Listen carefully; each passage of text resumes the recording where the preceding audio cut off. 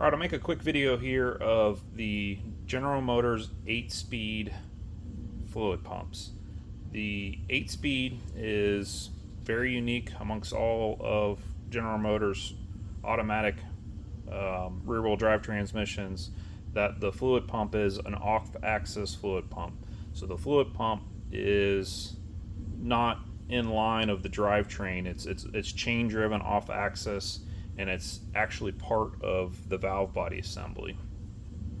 Now the 8-speed has its issues, and there's numerous amounts of aftermarket changes and upgrades and fixes, and there's also numerous changes internal to GM that they've applied over the years, and one of them being the fluid pump. And I had a hard time retrieving and finding information about these pumps, and I wanted to lay out all the different pieces and components, and what's different and what's the same, what you can use together and what all has to be replaced, and then just different part numbers and stuff to get a good working pump in your transmission. So over here on the right side is the as received OEM fluid pump, which looks very similar, but then over here is what we have the kit that GM offers for a new fluid pump, and they look very, very similar, and then they all bolt in the same way, but I want to go over some differences between them. So the actual kit for the brand new fluid pump is GM part number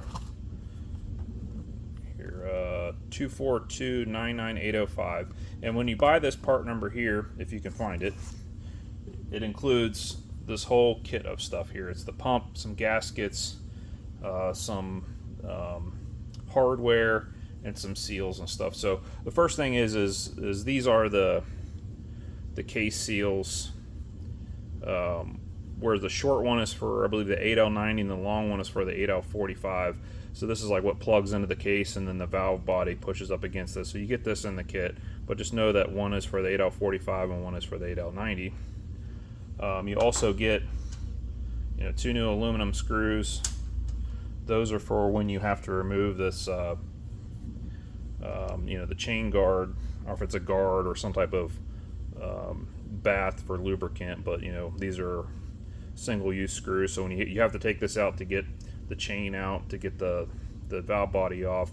So they give you two new screws to replace the screws in this guy here. And it's probably not a bad idea to replace this thing anyway. I noticed when I replaced mine, a lot of these little fingers here that kind of seal up against the case were breaking off. Kind of see here, there's some of them that are broken off there. But just go ahead and get a new one of these. It's part number 24275646. It wasn't very expensive, but if yours is in good shape, feel free to reuse it. But mine was breaking off these little pieces everywhere, and leaving phantom plastic pieces in the transmission pan, which was concerning. So you also get a bushing. This bushing is for the nose of the pump. It presses into the actual valve body case. It goes right there. This is, it's probably not worn out in your transmission, and maybe if you had a catastrophic pump failure, it probably wiped this guy out too. But this is a blind bushing, so kind of like an old pilot bushing for a clutch. It'll be tough to get out, without a specialized puller, or risking damaging the case. But that's it comes with this bushing here for the nose of the pump. So when you get the kit, it comes with this instruction sheet here, and it's 24045155. It just talks about the service kit. It talks about all the differences, and especially like the different jet nozzles, the different gaskets that you use, and we'll open it up here, and there's multiple languages and stuff, but you kind of get a feel for, you can pause this and see it, but I'm going to kind of go over some details here of what it is and how to look for it. So the original pump that came out of my transmission with 2018, I believe this is what was OEM fitted. You can see it here.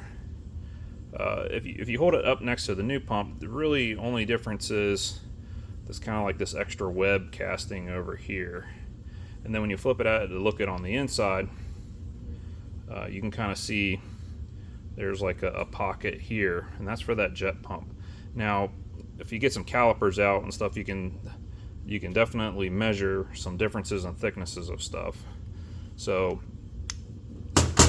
the gasket that mounts on the pump here, let me see how this goes.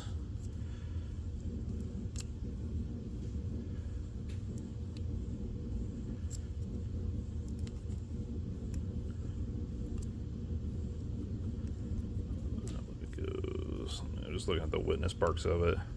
Yeah, it goes this way, I believe. Yeah, so it went like this. So, it presses on here. This is what seals it up against the inside of the case. I believe this gasket is the same between the new style and the old style.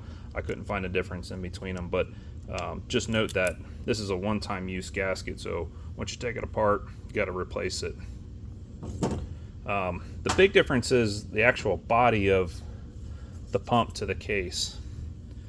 Now, this is the original gasket. It's kind of like this, aluminum shim with this molded seal on it, but it is considerably thicker than the new shim, or the new gasket, which is, like a thin piece of, stamped metal with kind of like an MLS gasket you would find for a head gasket, but these are not interchangeable. You have to use this gasket with this pump, and you have to use this gasket with this pump. If not, all the spacing gets off. The next change is this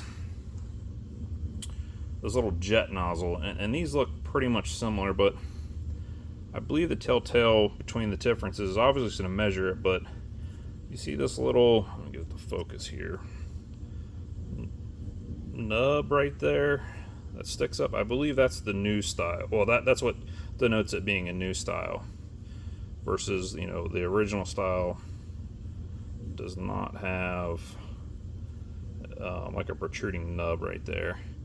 And the easiest way to tell is like you get a pair of calipers out and measure the protrusion of this.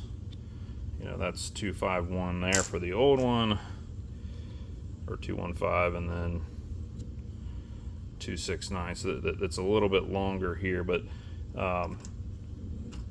this jet nozzle, it sticks when it's all assembled. It's down in there like this, so you have to use this new jet nozzle with the new style pump.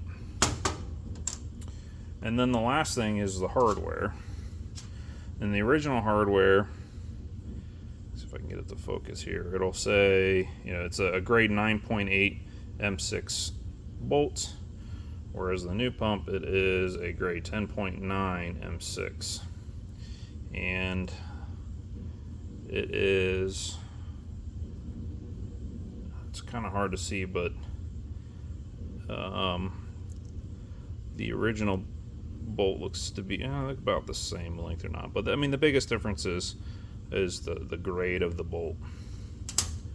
And then obviously the torque, they give the higher graded bolts because the torque rating to tighten it down to, as you can see in the menu or the instructions here, the existing one you tighten down to 10 Newton meters, and the new one you tighten down to 13 Newton meters. So then you kind of see how it's all assembled in the valve body. But yeah, you can buy some of these. Obviously, you can buy all these components individually, but really you want this kit here that has all the components in it. And then you have to watch some rebuild kits come with both gaskets, and it'll come with both gaskets in the kit, and you don't really have good instructions on which one to use unless you know which pump you have.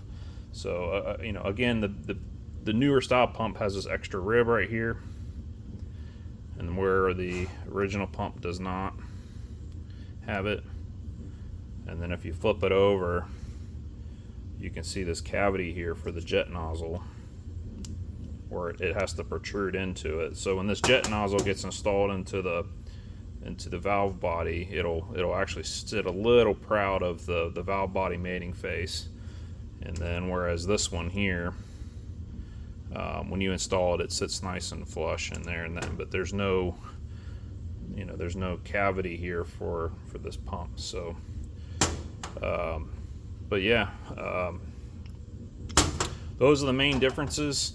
I'll include some you know, part numbers of stuff that I found for some of these unique components in the description here. But 8L90 fluid, or 8L45 and 8L90 fluid pumps, here they are, and here's the differences. So hopefully you found this very informative, and found the information you needed. And if you have any additional questions, I'll try my best to answer them.